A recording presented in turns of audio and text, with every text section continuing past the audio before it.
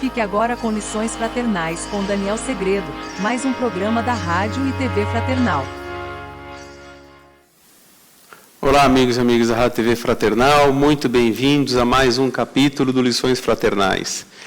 Continuando na nossa leitura, aqui hoje chegamos no capítulo 50 do livro Religião dos Espíritos, e o tema de hoje também é um pouquinho complexo, em todos os sentidos. E como eu disse lá, há 15 dias atrás, há 2 semanas, quando nós estudamos sobre o suicídio, não é porque o tema é complexo, difícil, que nós vamos nos abster. Pelo contrário, temos que nos debruçar diante disso para que tenhamos esclarecimentos e compreendendo. E é exatamente o que nós vamos falar hoje aqui. Como Jesus nos disse, conheça a verdade e a verdade te libertará. Esse é o nosso propósito. Então, aprendendo, conhecendo, é que a gente vai se libertar do quê? Dessas dúvidas, desses medos, dessas inseguranças e que nos faz avançar. O capítulo 50 trata do quê? Da pena de morte. E aí? Já vai imaginando do que nós vamos tratar, mas tudo pautado na lei divina. Então tem um alento, tem uma informação, tem aprendizado, tem muita coisa para a gente ver aqui hoje. Vamos lá, capítulo 50, pena de morte. Todos os fundadores das grandes instituições religiosas, que ainda hoje influenciam ativamente a comunidade humana, partiram da terra com a segurança do trabalhador ao fim do dia. Moisés, ancião, expira na iminência do Nebo, contemplando a Canaã prometida. Siddhartha, o iluminado construtor do budismo, depois de abençoada peregrinação entre os homens, abandona o corpo físico num horto florido de Kusinagara. Confúcio, o sábio que plasmou todo um sistema de princípios morais para a vida chinesa, encontra a morte num leito pacífico sob a vigilância de um neto afetuoso. E, mais tarde, Maomé, o criador do islamismo, que consentiu em ser adorado pelos discípulos na categoria de imortal, sucumbe em Medina dentro de sólida madureza, atacado pela febre maligna. Com Jesus, entretanto, a despedida é diferente. O divino fundador do cristianismo, que defende a religião universal do amor e da sabedoria, em plena vitalidade juvenil, é detido pela perseguição gratuita e trancafiado no cárcere. Ninguém lhe examina os antecedentes, nem lhe promove recursos à defensiva. Negado pelos melhores amigos, encontra-se sozinho, entre juízes astuciosos, qual ovelha esquecida em meio de chacais. Aliam-se o egoísmo e a crueldade para sentenciá-lo ao sacrifício supremo. Herodes, patrono da ordem pública, chamado a pronunciar-se em seu caso, determina se lhe deu o tratamento cabível aos histriões.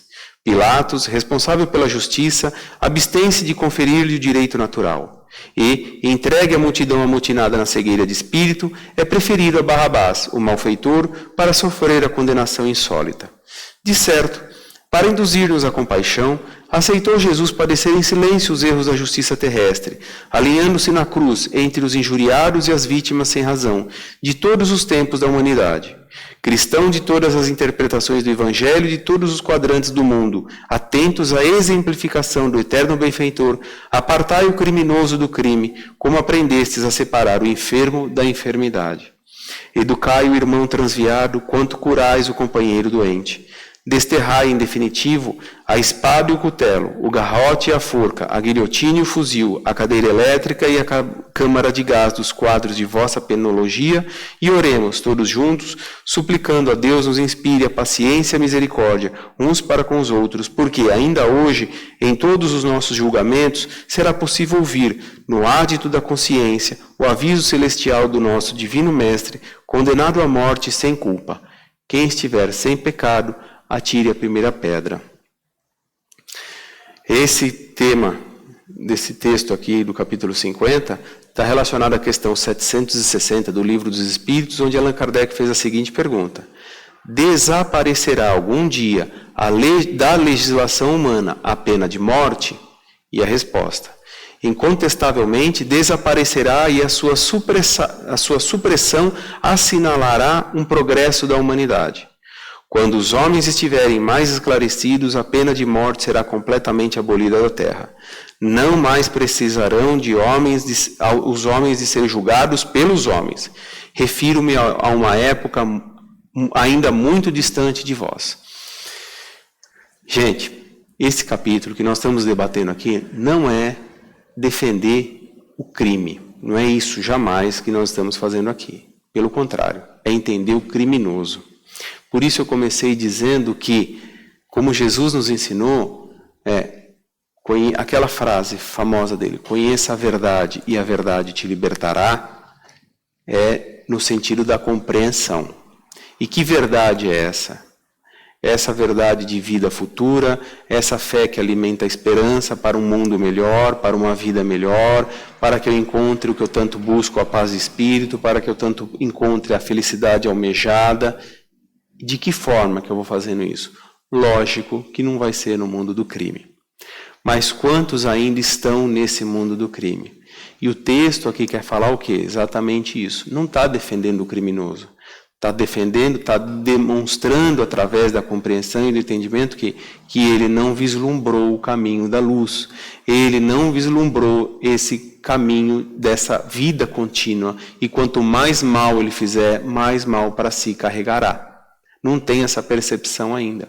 E aí, é claro, a gente sabe que tem o tempo de cada um. O texto cita vários exemplos daqueles que vieram pregar o bem e que passaram, fizeram sua passagem por aqui, deixando o melhor ao próximo. Mas que existem aqueles outros ainda que não adianta, eles continuam nessa vida de crime, eles continuam nessa vida indo contra a lei divina.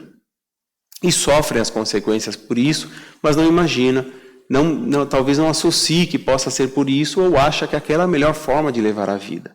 E aí sofrem por consequências que a própria vida os acomete. Então, pegando a questão 760, eu fico com a última frase que vai dar muito a entender isso. Que ele terminou assim, os espíritos responderam a Allan Kardec, refiro-me a uma época ainda muito distante de vós. Então veja, nós nos encontramos num mundo de provas e expiações. E isso não é o motivo pelo qual isso tem que acontecer. Ao contrário, se houver compreensão da nossa parte, a gente vai identificar isso, mas a gente vai identificar ao mesmo tempo o quê? Que esse não é o caminho. E como no texto ele deu exemplo do quê? O enfermo, o que faz? Ele precisa de socorro. Como Jesus disse naquela passagem também, quem precisa de médicos são os doentes, os sãos não precisam de médico. Então, o criminoso, ou seja, aquele que comete o crime, ele precisa dessa percepção. Eu sei que você vai me dizer, Daniel, mas é muito difícil isso. É que se a gente permanecer nessa dificuldade, a gente continua na lei de Talião, que falava assim, olho por olho, dente por dente. Então, se você matou, logo você será morto, você será assassinado. Só que isso, você percebe que se torna um ciclo vicioso, do qual nunca se sai. Por isso eu falo da última frase da questão 760. Refiro-me a uma época ainda muito mais distante de vós. Então a gente vai passando pela evolução conforme vão compreendendo, e conforme aqueles que querem compreender, a gente lembra de outra parábola do Cristo, a parábola do quê? Da separação do joio e do trigo. Quando Jesus nos ensinou o quê? Deixe que tudo se misture, deixe que o joio se misture ao trigo. Mas a gente sabe que o importante é o trigo e não o joio. O joio é como uma erva daninha no meio do trigo. E Jesus disse exatamente isso, deixe que esse se espalhe entre o trigo. Por quê? Vai chegar um momento em que vai acontecer o quê? A separação exatamente disso, do joio e do trigo. O que é bom, aqueles que querem continuar no caminho do bem, vão para mundos melhores, como Jesus diz nas várias bem-aventuranças, herdarão a terra, aqueles habitarão a terra. O que ele quer dizer com esse termo nas bem-aventuranças? Porque a terra progride e eles permanecem aqui. Ou seja, a terra passa de um mundo de provas e expiações, vai para um mundo de regeneração, e aqueles que querem o bem, aqueles que plantam o bem, também seguirão nesse sentido. Enquanto aqueles que continuam nessa criminologia, nesse querer do mal, não regridem, mas o que acontece? Vão para outros mundos onde o sofrimento ainda impera. Então é essa percepção que esse texto quer nos falar. Por isso que eu já comecei dizendo que não se tratava de defender criminoso, mas sim ir na causa, que é a doença, que é o crime. É achar que o crime compensa, é achar que o crime é o caminho pelo qual vai progredir. E não é. Por quê? Busca pelo crime única e exclusivamente a satisfação material, mas se esquece que existe uma vida espiritual e que está totalmente conectada à minha vida terrena, que é o que a gente fala toda semana aqui, que a gente aprende junto. Então, essa é a importância da gente comentar essa pena de morte, que a gente muitas das vezes vai continuar nessa lei de talião, indo e vindo e cometendo os mesmos equívocos. Mas é uma época muito distante, porque existe um grande caminho a evoluir, mas que a gente já começa a fazer a nossa parte a partir de agora. Aquele que está disposto, quantas religiões não vão em presídios levar uma palavra de Deus, uma palavra de Jesus, para quê? Para que comecem a perceber essa vida futura, comecem a perceber cada um na sua percepção, lógico que cada um naquilo que compreende Deus, na sua compreensão, mas que vão avançando conforme vão adquirindo esse entendimento, conforme vão percebendo que aquele caminho não adianta mais, que aquele caminho não vai ser o melhor. Então, um dia a pena de morte será extinguida? Sim, em mundos futuros, conforme a gente vai evoluindo, conforme a gente vai aprendendo de uma maneira geral, ajudando esses que são enfermos da alma, que têm a alma enfermiça, ou seja, que acham que o caminho do prejuízo alheio é o caminho que lhe convém, quando na verdade é o contrário disso. Como eu disse, é um tema bastante polêmico. O nosso caminho aqui é da orientação, é da explanação, é do aprimoramento, da abertura de visão, mas sem com isso defender o crime, mas sem entender que aquele que o comete trata-se de uma alma enfermiça. E a sua reflexão sobre esse tema? Eu vou ficando por aqui e a semana que vem a gente traz um novo capítulo para a gente estudar junto. Combinados? Fique com Deus e até a semana que vem. Tchau.